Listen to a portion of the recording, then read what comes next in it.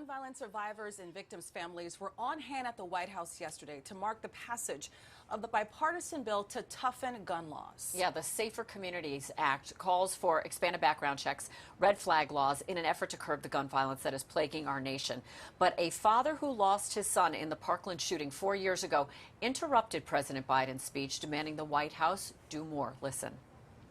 Proof that despite the naysayers, we can make meaningful progress on dealing with gun violence. Because make no mistake, sit down, you'll hear what I have to say. If you think you I'm trying to tell you this for years. let me finish my comment. Let him talk. Let him talk. And that was Manuel Oliver. His son, Joaquin, was among the 17 people killed at Marjory Stoneman Douglas High School in 2018. Since then, Manuel has dedicated his life to fighting for stricter gun control laws. Manuel Oliver joins us this Tuesday morning to discuss the Safer Communities Act and why he feels it does not go far enough. Manuel, good morning and welcome back to the Pix 11 Morning News. We so appreciate your strong voice on this matter. Good morning. Thank you. Let me start by saying that I'm more than welcome with the package of bills. I think they will save lives. But I also want everybody to understand that this is not even close to be enough. What I saw today was an event where a couple of thousand people were celebrating the fact that we were passing these bills. And we were even celebrating that it's been 30 years since we don't pass anything. So shame on us. I don't think there was any need for this event. I think that I'm expecting all the legislators to do their job. They did it. Well, keep on doing it because it's not enough.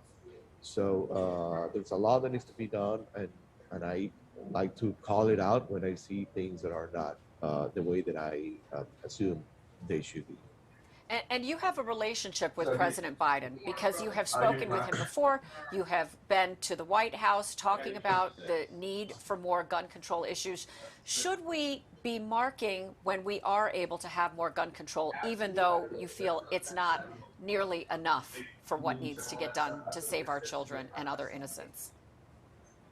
Well, you're right. I have a connection with President Biden, and we agree that more needed to be done. However, I am not the president of the United States.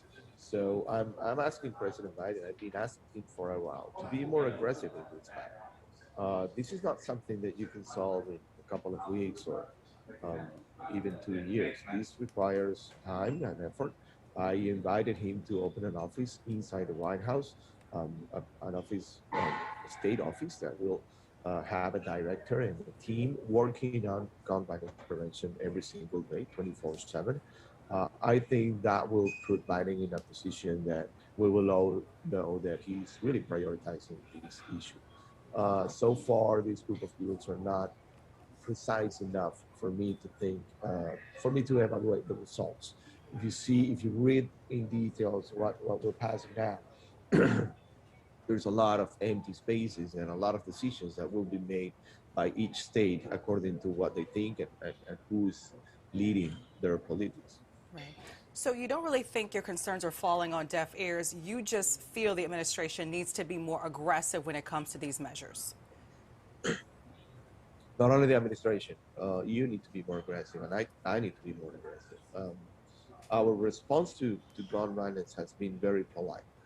Now, I lost the son. I'm one of those guys that lost the son, that lost a loved one. So I see it in a different way. I think it's urgent for us to react in the same way, in the same level of aggression that the shooters react. Our response needs to be louder, more clear, and precise, something that everyone can understand. That is not what I see happening now.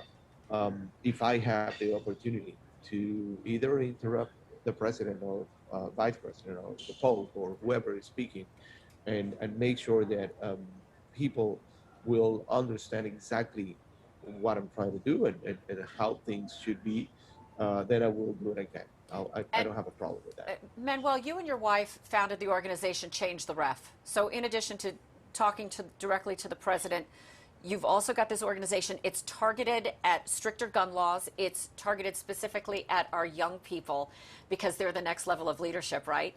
And getting them involved. And you also specifically call out the NRA's involvement in funding politicians to continue to push their agenda. Talk about why it's important to be involved at all levels, whether it's at the presidency, talking directly to our elected leaders, and then getting involved at this kind of grassroots effort. Simply because behind every shooter, there is a chain of some kind of partnership that allow these things to happen. There's a gun lobby, there's a gun industry, there's local laws that are permitting these manufacturers to do whatever they want.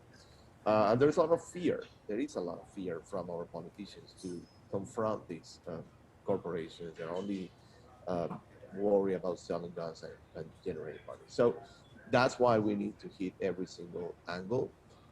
You said it right. We are a nonprofit that is directed mostly to the youth, and we use the rebellion of the youth. The fact that a young person can just interrupt whenever they want. I like that, and because I represent my son, who was murdered when he was 17, I practice that. I will keep on doing it. I will do it again. I don't regret it. I actually, honestly, I think that the president could have called me yesterday, so I could go back to the White House, and that will be a great opportunity for him and for me to pass the page. But that didn't happen, and I'm not offended about that either. Well, Manuel Oliver, thank you so much for spending your time with us. We mourn the loss of your son, Joaquin, and we applaud you for what you're trying to do to change the way we all live here in the United States and for trying to